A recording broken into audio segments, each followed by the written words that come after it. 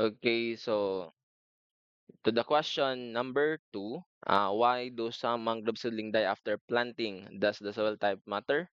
For me, my answer is yes. Although di man ko ingon nga very sweet to jud about that kind of kanang na subject about planting mangroves, but based on my research, mangrove seedlings can die after planting due to several factors. One major reason is the soil type.